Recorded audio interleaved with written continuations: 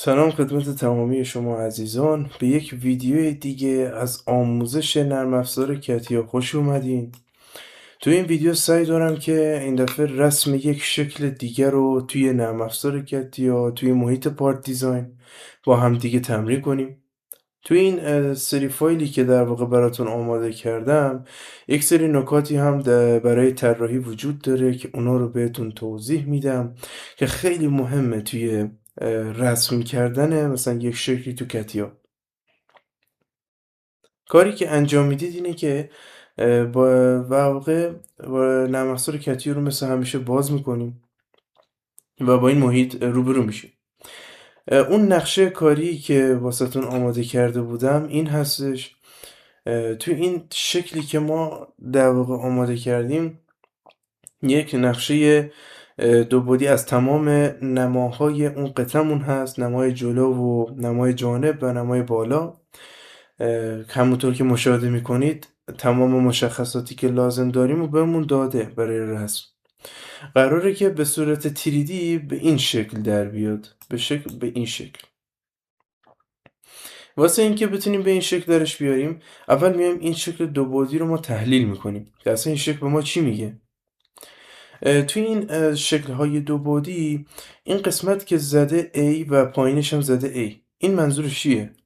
این برش از نمای AA هستش. این به معنی برشه. برش از نمای AA همونطور که میبینید تو این شکل سمت چپ خودشو نشون داده. یعنی این شکلی که ما داریم برش از نمای در واقع سمت AA هستش. برش از نمای BB هم همونطور که میبینید اگه این برش رو دنبال بکنیم دقیقا این برش بالاییه که حالا اندازه ها هم بهمون داده و نمای برشیش هم معلومه. نماهای برشی که به این نقاط مماس شدن، یعنی به این خط مماس شده و این دوتا رو از هم جدا کرده، مثل اینجا. این موس من اگه ببینین دقیق مثل اینجاه. اینجا رو ما در واقع بهش میگیم نمای همون هاشور خورده یا برشی. حالا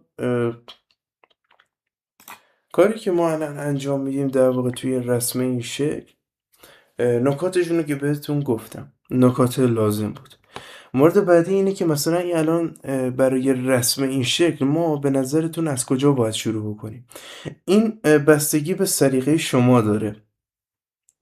یه نفر ممکنه که مثلا بیاد از بالا به پایین شروع بکنه رسمو، مثلا از قطعه بالایی تا قطعه پایینی. ولی خب همونطور که هممون میدونیم اگه از پایین این قطعه شروع بکنیم به رسم راحت تره. همونطور که تو نماهای دو بعدی این شکل هم میبینین برای رسم از پایین بخوایم شروع بکنیم راحت تره. چرا؟ چون اینطوری فکر میکنیم که نمای پایین دقیق یه دایره است یا دیسک ماننده که دقیق میتونیم اینو با رسم یک دایره و استفاده از ابزار پد اون رو پد بدیم، بهش بعد بدیم و بعدش این قطعات ادامه رو روش بچینیم. پس ما هم بیایم از همین کار استفاده میکنیم برای در واقع رسم این شکل. کاری که ما انجام میدیم میایم اول اون دایره‌مون رو رسم میکنیم. واسه رسم کردن اون دایره همونطور که میدونیم وارد نرم افزار کتیا میشیم. این محیط نرم افزار کتیا یه دونه پارت دیزاین جدید ایجاد میکنیم، بعد رو اوکی کلیک میکنیم و یه محیط جدید برای طراحی برای ما ایجاد میشه. روی تاپ لین یه صفحه XY کلیک میکنیم، یه دونه محیط اسکچ باز میکنیم. یه دونه محیط اسکچ رو که باز کردیم کاری که انجام میدیم میایم یه دونه دایره رسم میکنیم مثل شکل، مثل نقشه‌ای که به ما داده. یه دونه دایره از مرکز 0 رسم میکنیم. اندازش هم همونطور که میدیم توی شکل به ما داده قطر چند؟ قطر 160 به ما داده. این قسمت قطر 160 ما میایم اینو رسم میکنیم با قطر 160. حالا من واحدامو میلیمتر گرفتم، شما میتونید واحداتون رو با توجه به اون نقشه‌ای که به شما داده در نظر بگیرید. مورد بعدی برای رسم چیکار میکنیم؟ میایم از این خطوط راهنما استفاده میکنیم. کاربردشون تو جلسات پیش توی بعضی شکل‌ها خیلی گفتم. کاربردی که این خطوط راهنما ایجاد میکنه الان اینجا این اصلا این هدف این خط راهنمای دایره بیرونی که قطر 130 داره برای چیه؟ هدف ما از رسمش برای اینه که بتونیم ما این دایره رو رسم بکنیم. این دایره رو برای اینکه بتونیم راحت رسم بکنیم، اینجا دقیقاً یه دایره بوده که نصف دایرهش اینجا رسم شده. حالا با استفاده از کویک تریم اضافات رو تریم کرده، بریده. پس ما میایم از این دایره بیرونی استفاده میکنیم تو رسم. یه دونه دایره دوباره انتخاب میکنیم، نسبت به مرکز رسم میکنیم، میذاریم از گزینه خطوط راهنما استفاده میکنیم. بعدش میایم اینو اندازه‌گیریش رو انجام میدیم که تو همونطوری که تو نقشه به ما گفته قطر 130 قطر 130 رو ما رسم کردیم. حالا کاری که ما انجام میدیم از این قطر 130، خب این خط راهنمای ما رسم شده.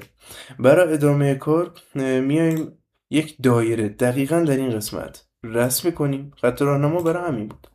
این دایره رو میایم از حالت خطوط راهنما در میاریم. حالا ما چرا اصلا این دایره رو رسم کردیم؟ همونطور که تو نقشه بهتون گفتم اینجا یه دایره بوده. نگاه کنید حتی شعاعش رو به ما داده. شعاعش 8 مثلا میلیمتر بوده که طبق واحد ما.